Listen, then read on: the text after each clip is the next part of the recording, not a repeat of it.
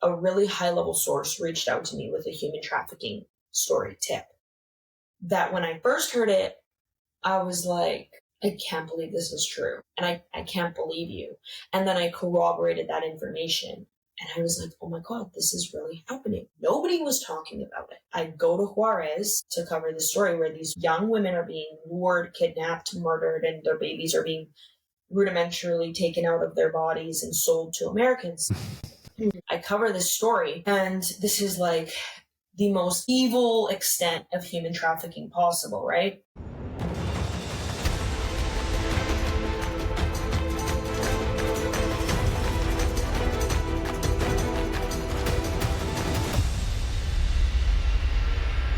Hey, everybody. Welcome back to this week's episode of Game of Crimes with Murph in the Morning. Everybody, thank you so much for coming back every week. I'm trying to bring you the best guests I can find. And just like we've been doing, I've got a guest on this week that's a little bit different. But it's a young lady who is doing things that if she were my daughter, I probably wouldn't be sleeping at nighttime. It's amazing. I mean, and we're going to get into it, so I don't want to waste any time here. I met this lady, and she's a freelance journalist, just to tell you right up front. I met her through, you guys hear me talk about Mel and Santi in the Southern California Gang Conference, and I'm rocking another one of their shirts today. She had the unfortunate pleasure of having to take a car trip with them. She doesn't know that I know that, so that's why she's laughing about it. I didn't know that you knew that. And they continue to talk about that car trip. So, and Mel said, you ought to bring that up. So I'm bringing it up. But why did you think that I was crazy? No, you were not at all what they expected. Yeah. So, and I mean that in the very best way. I mean, they were talking about some of the things you and I were talking about here before we got started just now. So, ladies and gentlemen, it's a true pleasure. And if I butcher your name, just correct me. But this is Katarina Szulc. Yes, good job.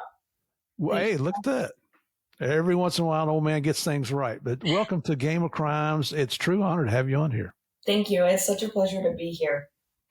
Well, I can't wait for us to get into it. In fact, we're going to forgo the typical small town police blotter, everybody, because we've got so much to talk about. It's current, it's pertinent to law enforcement, it's pertinent to politics, to military, everything's going on involving the United States right now. She's got some insider info. So, but like we always do, Katarina, I want to ask you about your life background. Where did you grow up? Your family dynamics, brothers, sisters, where you went to college, things like that. So I grew up in Vancouver, Canada. And then I basically always knew that I wanted to be a journalist because I was always very tuned in to current affairs, news, and storytelling. I loved it. I would consume news from a very young age. And I remember kind of tipping point was when Gaddafi was killed. I was in 4th grade, and I remember that being a very big deal, and seeing that on the morning news, showing up to school and being like, oh my God, you guys. And everyone was like, what are you talking about? Yep. And I just felt, I was very different from everyone else. And when I was younger, I always kind of wanted to fit in. Looking back now in hindsight, I'm so glad that I didn't, because that's just my personality. There was nothing wrong with me. It was just who I was. And I was kind of operating at a very different level than most of the peers my age. And that wasn't just from, I'm not trying to say like I was smarter than anyone. I just had a very different life experience. My mother died when I was very young. And so then it was just my father and my brother and I essentially my whole life. And so especially as a girl, that really kind of changes the way that you see the world and like navigate challenges. And so I've always been very resilient and kind of different than everyone else. So I would watch a lot of shows like, I loved the CNN original series. Not really what they are today, like it's very cultural today, which is cool. There's certainly a demographic who enjoys that, but back when there was This Is Life with Lisa Ling or Parts Unknown with Anthony Bourdain, to me, that was just like the crux of journalism. These were people who were fully immersing themselves with whoever they were speaking to and in whichever environment they were in, telling a really good story, but also always highlighting the human component. And so that really shaped who I am today, like the journalist I am today. And so I didn't go to college or university. I did do like a 2-year program. I would love to get a degree one day. Don't have that, unfortunately. And so when I started pursuing this, I was like, okay, I have to work my way up. And I always knew I wanted to be a foreign correspondent or cover hostile environments abroad because, like I said, Gaddafi, Arab Spring, war on drugs in Latin America were always topics that I nerded out about. Like I just ate this up and I thought it was so interesting. And I always felt like there was some sort of ripple effect, international impact that was typically looked over in standard media. And I was like, I want to be the one who goes there and shows all of it, no matter what the risks are. So I started in local news, and then I was like, I'm going to work my way up and be a foreign correspondent or hopefully get my own series with an outlet. And then I was like, I don't think this is going to happen. And media, by the time I was actually pursuing my career, had significantly changed from when I was a kid watching these shows. It became more, we're like in this digital age where you can go with a camera and tell these stories. It's very challenging to do that, especially considering the nature of what I cover. But I was all in. So I quit my really comfortable legacy media job, went to Mexico and started covering all of this. And it really was like a can of worms because at first I was like, I'm just going to cover politics, health, but you can't escape the organized crime aspect. And when I started covering that, I saw how many people really appreciated it and how much there was to uncover. So that's led me to where I am today, which is I'm really immersed in the whole organized crime aspect. Oh yeah, that's putting it very lightly, and everybody's going to understand what I'm talking about here as we continue on. Your dad, what did your dad do for a living? My father was in law enforcement, but he was a corrections officer until my mother died because of the scheduling, right? And he raised us as a single father. So after that, he was just doing like kind of wherever the wind blew him and was very like much of an entrepreneur. So I feel like I also get the gene from that. It's kind of like the nature of freelancing, to be honest. What does your brother do, just out of curiosity? Is he an adventure seeker? He's not. We're so different like that. He thinks that I'm actually like a psychopath. He's like, there's a lot of people who think that about you, I think. What is that supposed to mean? Just the thing. Well, I don't want to spoil it because we're going to get into it. Oh God. No, yeah, he's super calm and we do not live our lives the same way whatsoever. Yeah. Super close. We're best friends, but his lifestyle is the complete opposite of mine. Okay. And does your dad really understand what it is you do? And I know I sound like a father. I've got 4 kids. I've got 2 daughters. I've got 2 sons. It's just, and folks, you're going to understand what I'm talking about here in about an hour.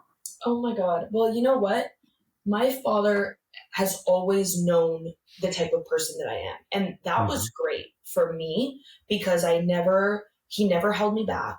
I always had a lot of freedom. If I wanted to go and do something, even if there was a risk associated with it, he knew I wasn't an idiot. And so he always allowed me to kind of flourish, honestly.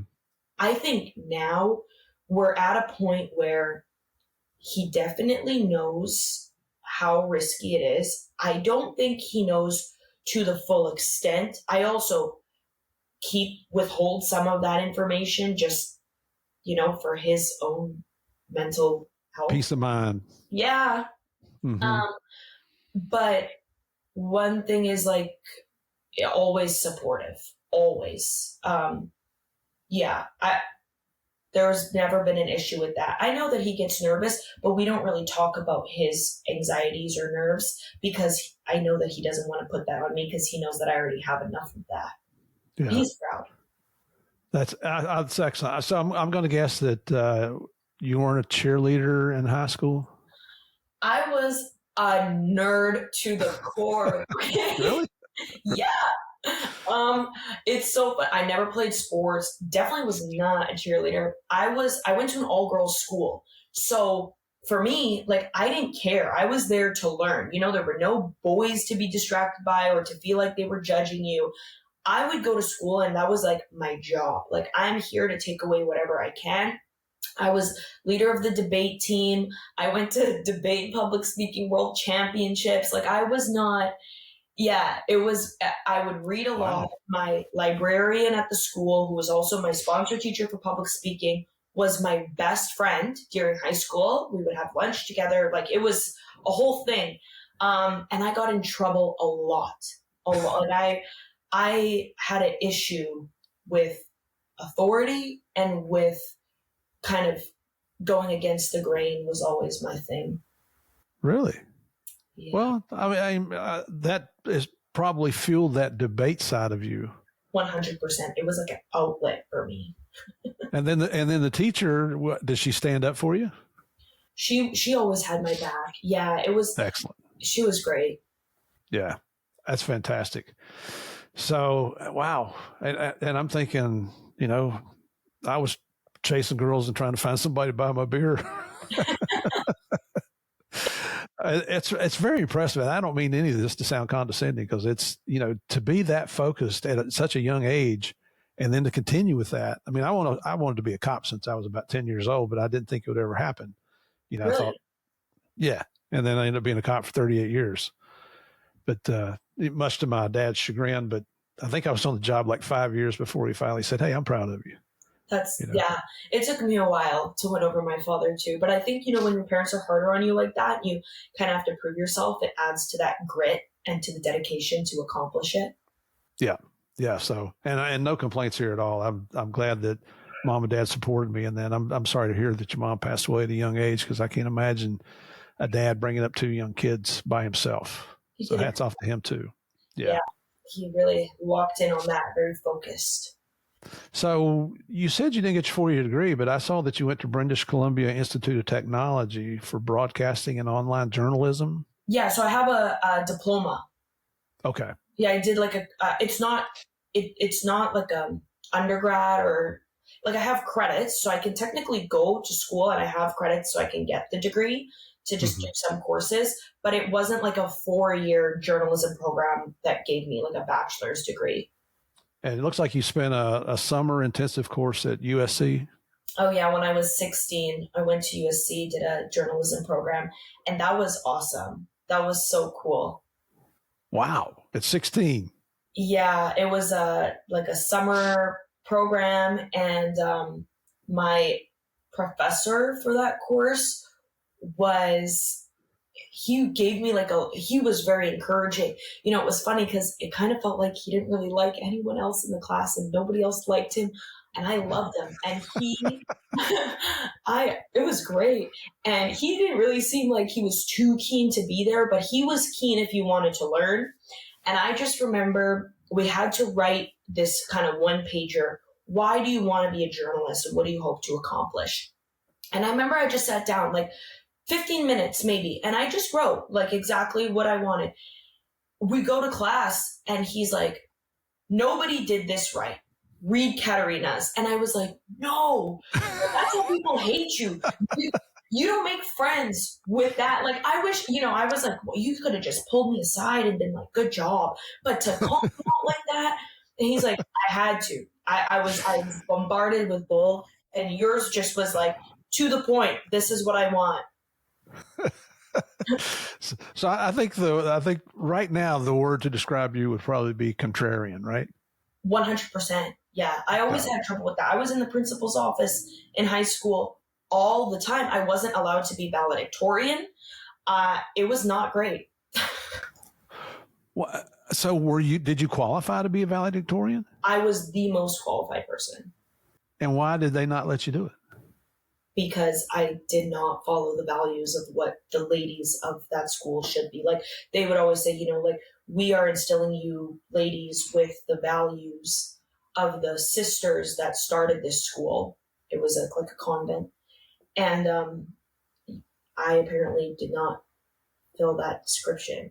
I was respectful, to be honest, but I had my limits.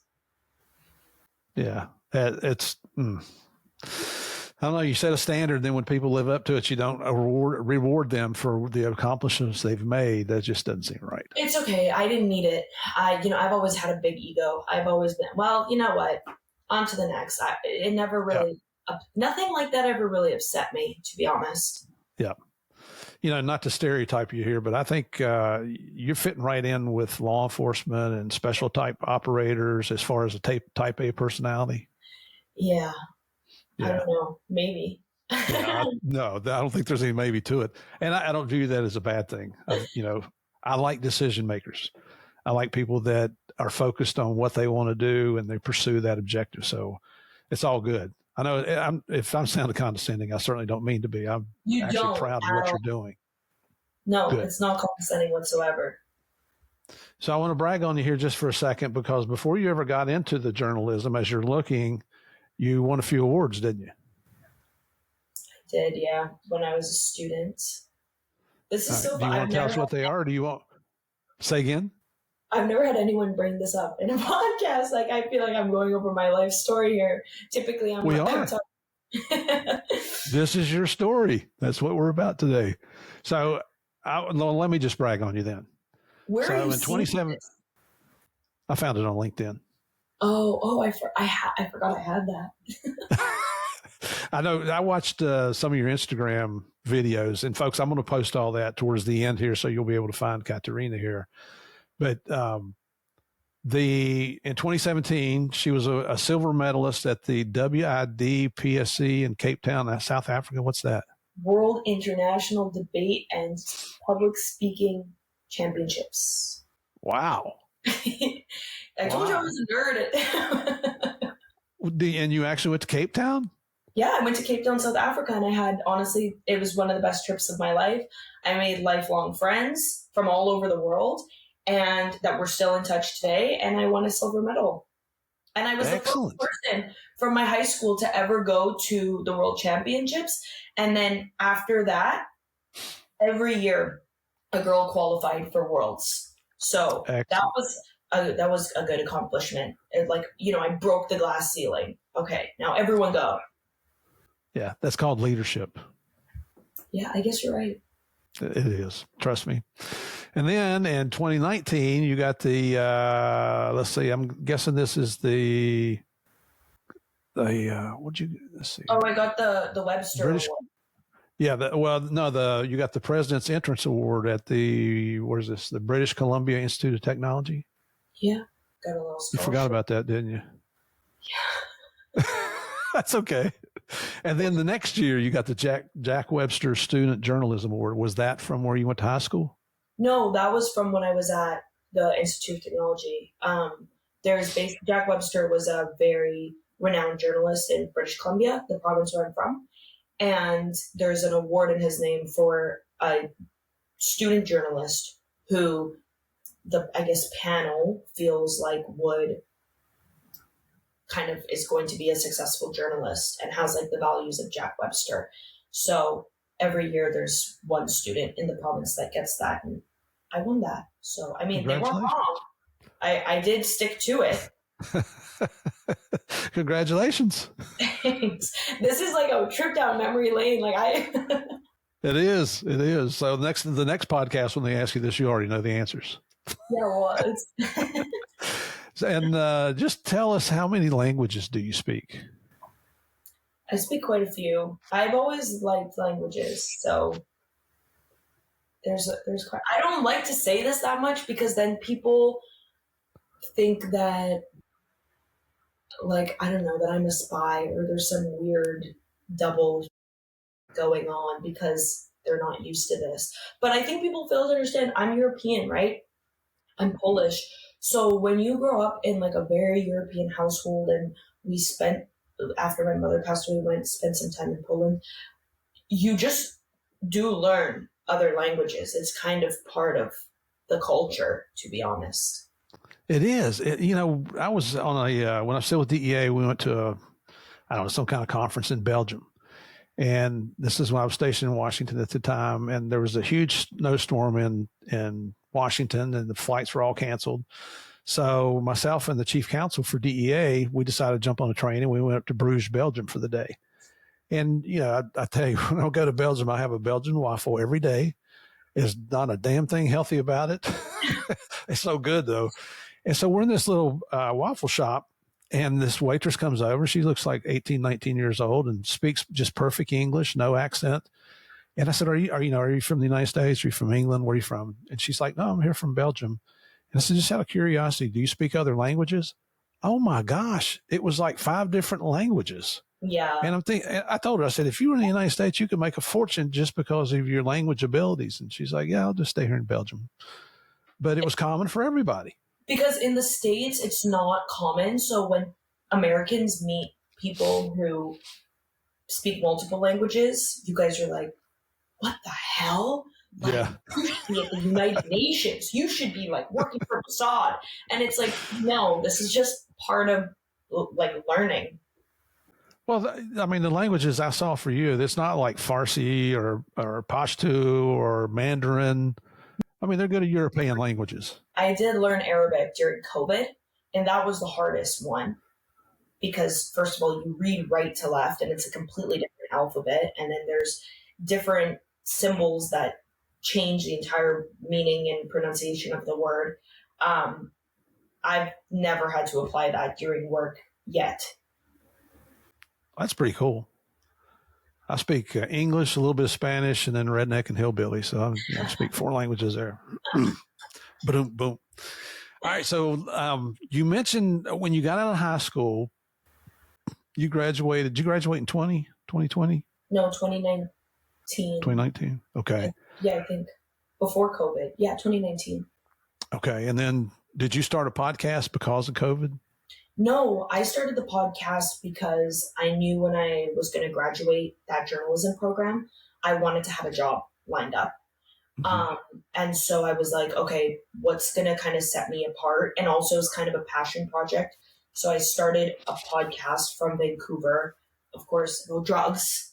And it was called Deep Blue City. And honestly, like I just bought some gear on like Facebook Marketplace, and then would just try to find people. I interviewed a drug dealer, recreational drug user, like a drug addict who was living on the street, like multiple people.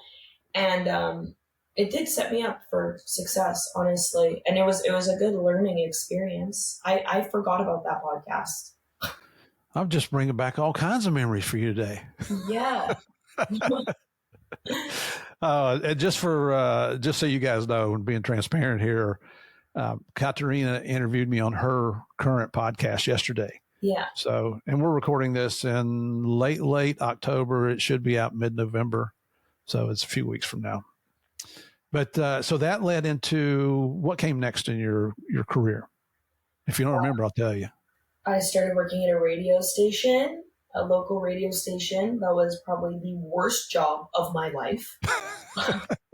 It was horrible. Yeah. I, from there, went to the CBC, which is the Canadian National Broadcaster. A lot of people now, it's like very polarized and politicized because it is part of the government. People are like, defund the CBC and we hate the CBC. I had a great experience there. I was surrounded by such incredible journalists and so many people who gave me the tools to pursue this career. I learned so much and everyone was so willing to help me. I got to cover a lot of really profound stories. And honestly, at one point, that was like a dream job. I remember when I was in school, I was like, if I get to work at the CBC, like, and I can cover for the national. And then I did all of that, and I was like, all right, what's next? Like, time to start something. Yeah, so I had a really positive experience there. And when I quit, there was literally nothing wrong other than I needed to pivot. Like, I needed to pursue something more. And I remember telling the boss when I quit, I'm like, just so you know, I loved it. And she was like, we loved you. You always have a place here. And that was really nice. And then went to Mexico and started covering everything over there. And that's the beginning of your freelance journalism career, Yeah. right? Yeah. And at first I was filing stories for news outlets, still for CBC, the BBC, Times. It wasn't really, American outlets didn't really buy my stories at the beginning. And I understand why. Like, I was very fresh, I was new. And then also, the way that I was doing my stories didn't really cater to the American audience. So I was working a lot for Canada and the UK. And then when I started covering the organized crime, and then I covered the presidential election in Mexico, everything kind of shifted. And Americans were like, we want you. And a lot of people were like, we can't believe you're not American. I'm like, what does that even mean? You're North American. I am, but being American from the US as opposed to being North American from Canada or Mexico is very different. Oh, yeah. Yeah, you know that better than anyone. We're a little bit redneck about that. It is different, but I actually realized that it was great. I don't know. When I started working for the Americans, I was like, this is kind of where I belong. Like, my personality and the way that I work is very much respected and appreciated in the US. And so then I kind of just let loose. I was like, okay, just be yourself. And that started to do really well. And that was the first time, like, because I told you in school, I was always kind of outcast. Then I realized, wow, maybe if I grew up in the US, I would have had a very different experience. I don't know. It's I'm sure it's the same peer pressure everywhere. Everybody wants to be accepted by their friends or their classmates or colleagues, whatever it might be.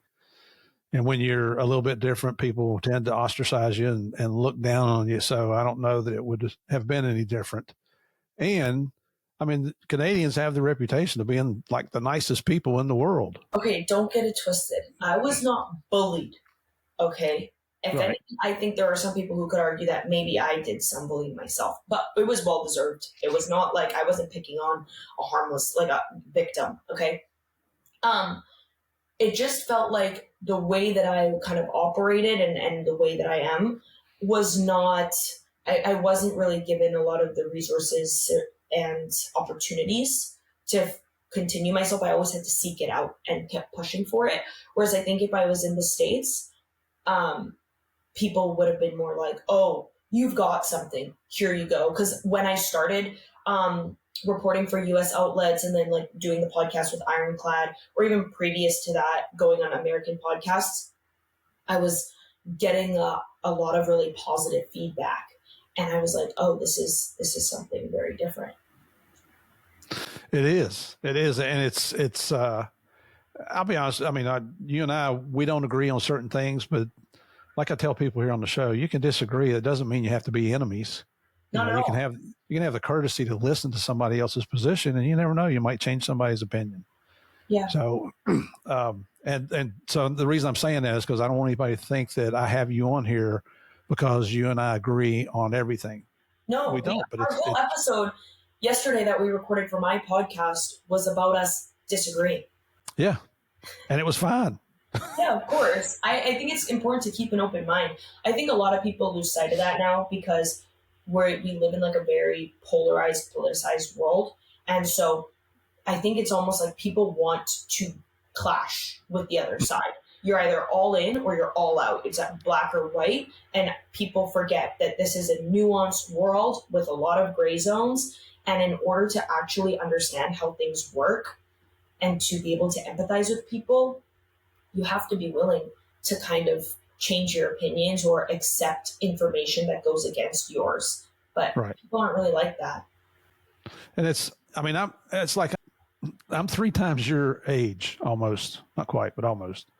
And it's a lot of times people will defer to me just because of my experience, but I don't have all the answers. I've never pretended to have all the answers. And the topics, we're going to talk a little bit about them today also, today and tomorrow, but I'm getting a lot of invitations to do a lot of interviews with certain networks right now because of what's going on.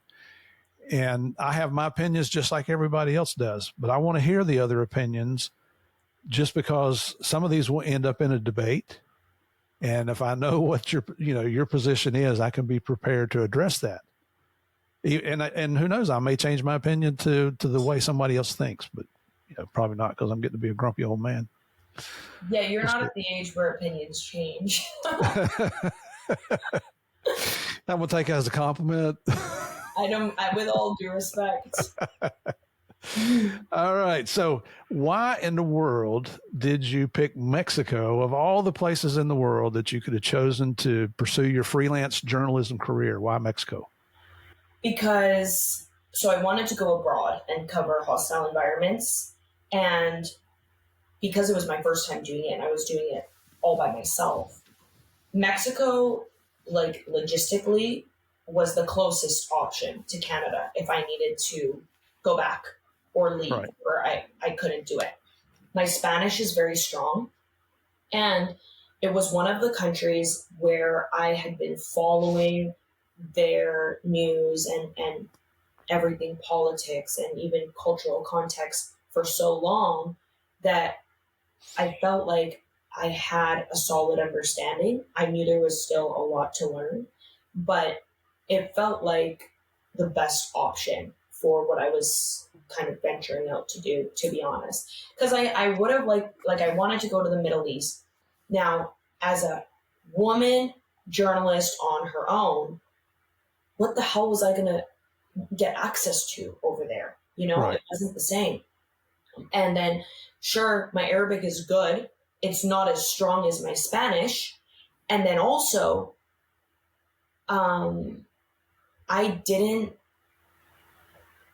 there was something else, and I lost my train of thought.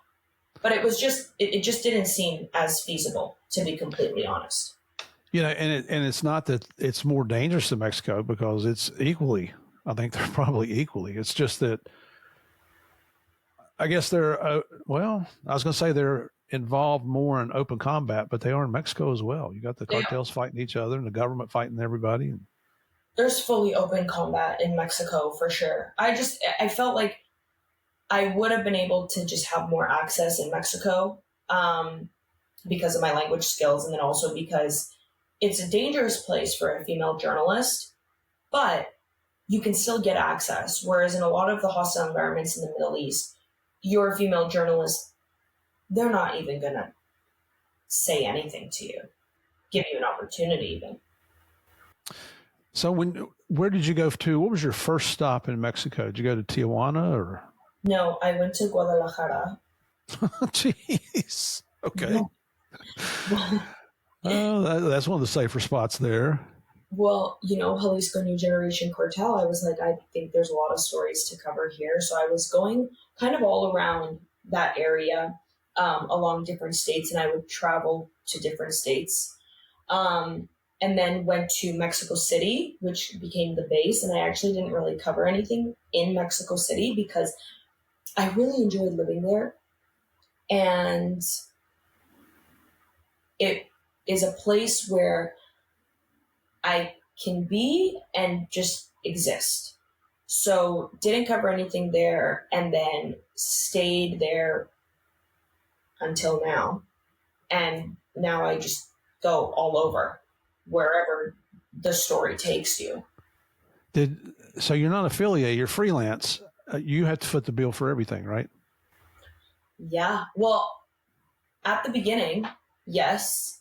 Afterwards, no. But at the beginning, it was like, okay, I want to go cover this. I'm going to pay for all of it, and then hopefully I get my money's worth from the work. So you're, I guess, self-sufficient now. Yeah. I mean, you look at your social media sites, you've got significant amounts of followers. Your content is very timely. It seems to be spot on. It's current issues. It's not so much historical unless you're just giving background information. So I'm guessing the media outlets like that. They do. Yeah. And it's funny because when I'm offered work from outlets, like I will go on any of them. And because some people say when they find out that I worked at CBC, they're like, oh my God, she's one of those. And it's like, I've been on CBC, on Fox, on BBC, on the Times, Spectator, Rolling Stone, you name it. It doesn't matter where they fall on the political spectrum. I'm there. And I will say the same thing on every single channel because this is what my reporting reflects, what I believe, and the information that I'm getting. That doesn't change. Very good. Very good. Because that's one of the, I guess, a pet peeve I have with news outlets is they rather than just tell me what the news is and let me decide what I think about it. God gave us all a brain, but when you see certain outlets that will slant it especially along political views, I really have a hard issue with that. It's hard now because a lot of stories are politicized. So I've always I never wanted the stories to be politically charged and to just give the information and the reporting and people could form their own opinions. But now I do introduce my opinion. I don't tell people that this is what I think that they should believe or try to convince them. I just tell them what I feel about it, especially because when I'm on the ground reporting, it's hard not to make an opinion or have some sort of emotional connection to whatever story I'm covering. And I think that it's actually fair to say that and share it so that people know the perspective I'm coming at the story from. But when I'm conducting interviews and when I'm doing everything journalistic, I do it from a very unbiased standpoint.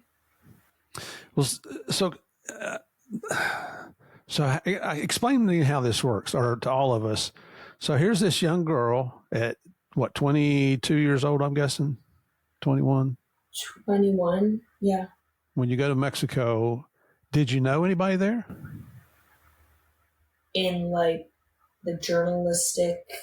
Yeah, I mean, did you have you got a bestie down there that says, "I'm coming down. Can I stay with you till I can find a place to live?"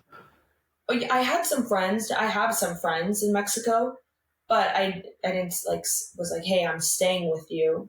No. Mm-hmm. Yeah. I don't really want to talk about my personal relationships in Mexico. Got it. Because they get scared. Not a problem. So now you're there. Where do you go? I mean, you went straight to Guadalajara and said, hey, I'm here. Tell me about the drug cartels. No, it didn't start with cartels. I was covering health. I covered health tourism in Tamaulipas because a few women had died of meningitis from plastic surgeries. I was covering Lyme disease clinics, you name it. I was covering even how bison were repopulating grasslands in Coahuila, Mexico. Wherever I felt like there was a story with some sort of interest, that's where I would go and cover it. And then it kind of shifted because I went on assignment to Tijuana and there was an organized crime aspect and it did really well. And so that's when I was like, okay, I think this is my beat. And when I really locked into that niche, I started acquiring a lot of sources and a lot of people that wanted to share information with me. I don't know, it kind of just snowballed. It's really hard for me. I wish I had kept a journal because it's really hard for me to think back at this kind of tipping point that happened in my career where I locked in on one thing and everything started coming of it. It would be good to be able to properly paint the picture, but I was so focused and just doing what I was doing. I don't even remember. That sounds great. I do, but not thoroughly, unfortunately.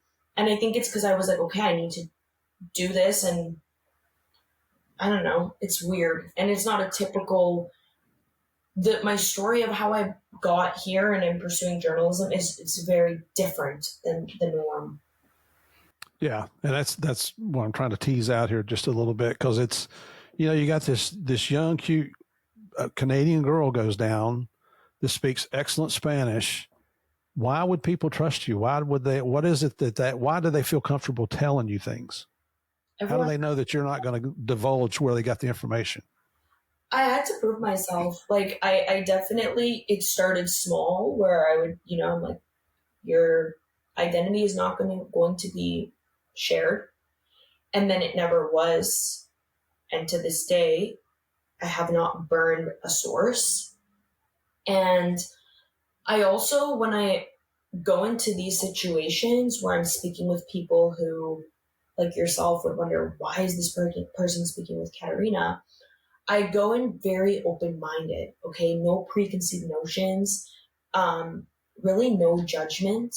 And I've always been like that. Like, I don't really judge people unless they show me why I should.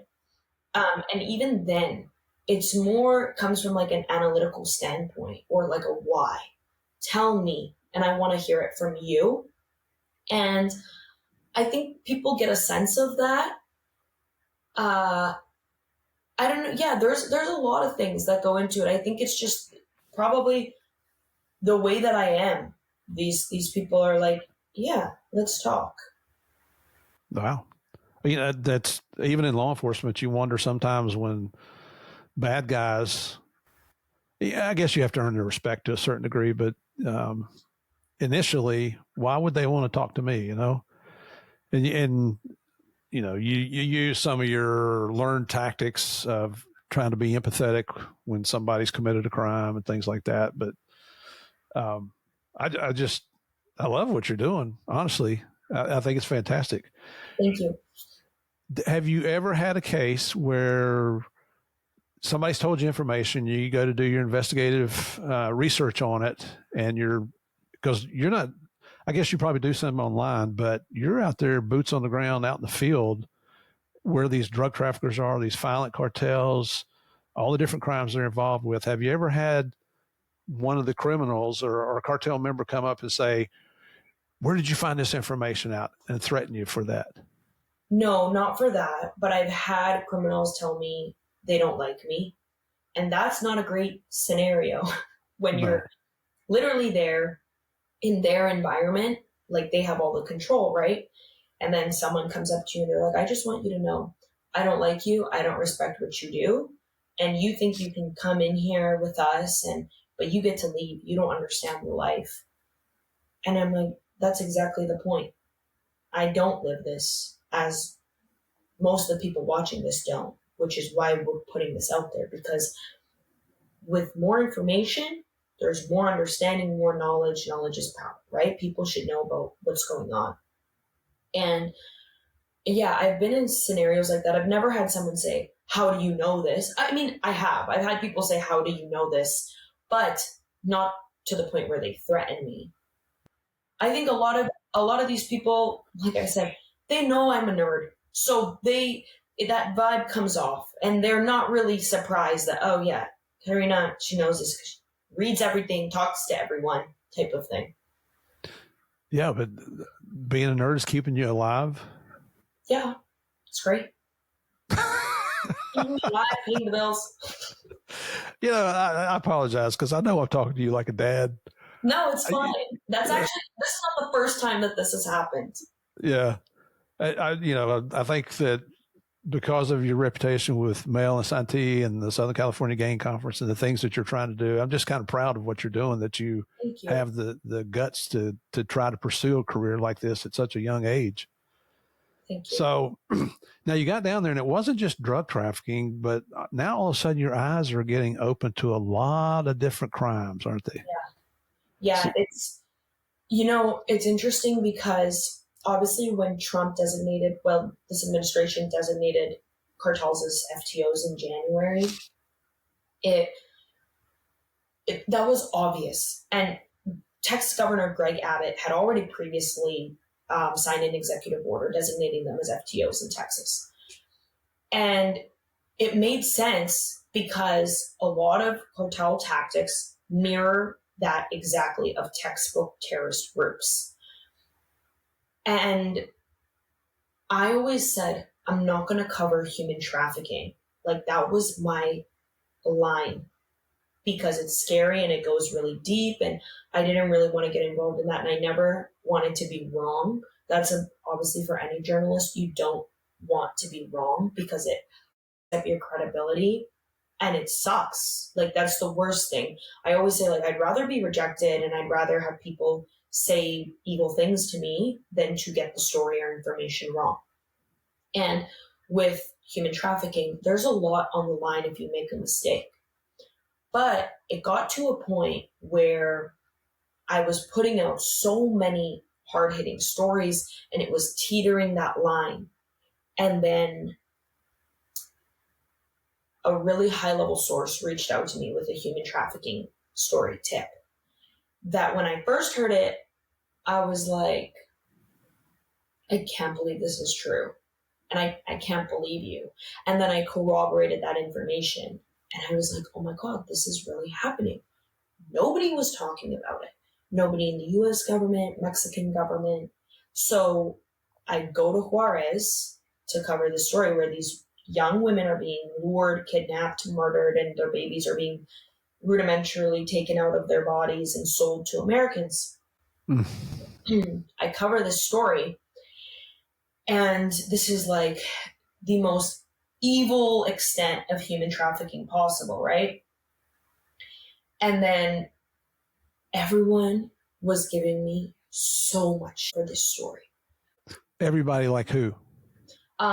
Viewers, other journalists, law enforcement, basically, like, in every category, I was being told, or I was finding out that other people were talking about me and saying, she's wrong, she's an idiot, she's making this up for views. First of all, in what universe would I ever make something up like this? Okay. But I kept quiet. I was like, you know what? I'm not going to address it because I knew I was right. And I also had this level of compassion that, you know what? There's a level of humanity in not wanting to believe that something like this is true. Period.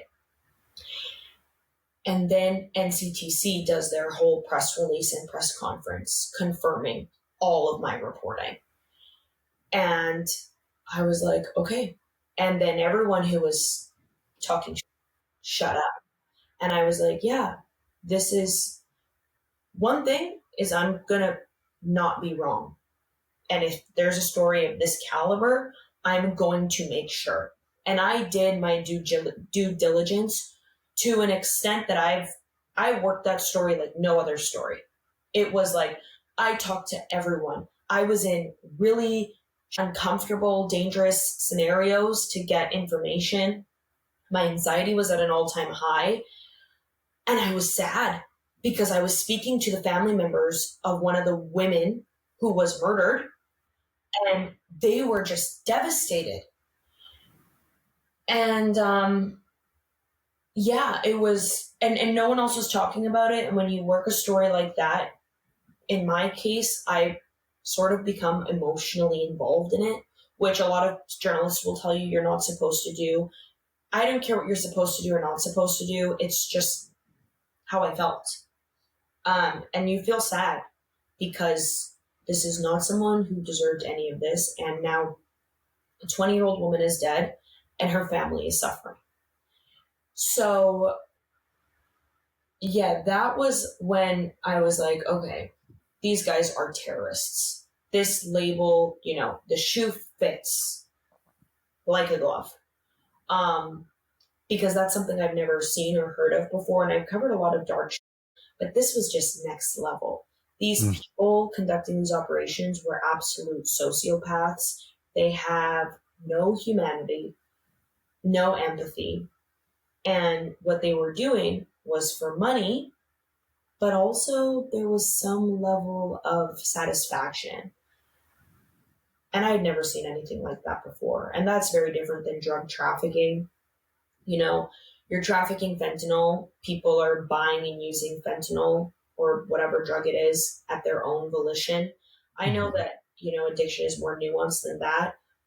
But when we're comparing that to a 20-year-old woman being kidnapped and what was described by police is that her stomach was opened up like a flower to get the baby out. And then she's crying as she's dying to hold her baby. They let her hold her baby skin to skin for 2 minutes, take it away, and then stab her repeatedly in the face and the chest until they murder her. Oh, gosh. That's no longer, drug cartels, organized crime, war on drugs. No, that's terrorism. You are terrorizing communities That's it's very graphic, but that's the reality of life. That there are so many evil people out there that are just waiting to take advantage of any opportunity. Yeah. I don't know if you and I talked about this yesterday, but these organizations, I think we did, we call them polycriminal. Mm-hmm. And that's because they're not just drug traffickers. They're not just human traffickers. They're not just money launderers, whatever the crime, crime du jour. They will make money anywhere they can. And these are the limits they'll go to make a buck. Yeah. And the reason why this started was because the southern border was shut down, right? From both sides. Mexico did their part. The U.S. did their part. And so they could no longer kidnap migrants and extort them. They weren't smuggling the same number of people and drugs across the border. So they shifted and they were kidnapping and extorting people in El Paso people from El Paso and people in Juarez. And then it, as per usual, takes an extra violent turn because someone has a creative idea to make even more money, or someone notices a demand for something. And in this case was for babies. Are they selling them on the black market? Well, it's allegedly illegal adoption.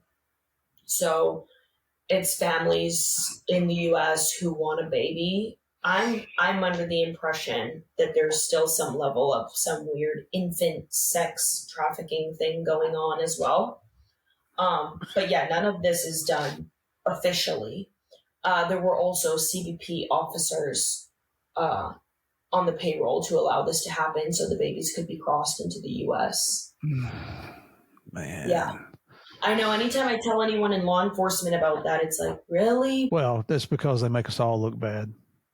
There's so many legitimate cops out there, and you get one or two jackasses that just, it's like one apple spoils the whole bunch, And the media is quick to pick up on something like that and exploit an article rather than telling you the good things that go on.